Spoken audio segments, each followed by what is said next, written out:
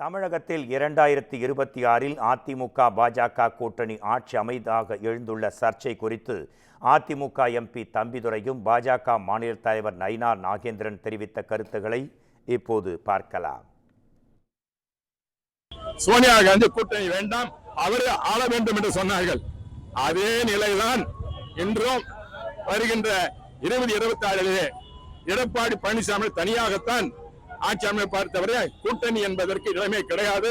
தமிழகத்தில் இதுவரை கூட்டணி ஆட்சி வந்ததும் கிடையாது, இதுபோல் வரப்போவதும் கிடையாது.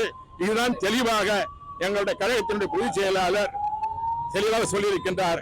ஆகவே கூட்டணி ஆட்சி என்பது தமிழகத்திலே திராவிட கட்சிகளே இருந்தது கிடையாது, இருக்க போவதும் கிடையாது. காங்கிரசும் கூட்டணி ஆட்சி அமைத்தது இங்கு கிடையாது. எங்களுடைய கூட்டணி கட்சியுடைய தலைமையேற்ற அண்ணன் EPS அவர்கள் என்ன பேசிக் கொள்கிறார்களோ, என்ன முடிவு எடுக்கிறார்களோ அது நடக்கும்.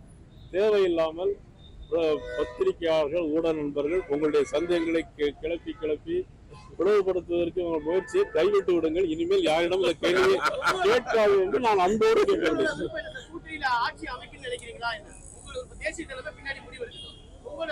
என்னுடைய விருப்பம் திமுக ஆட்சி ஆற்றப்படும்.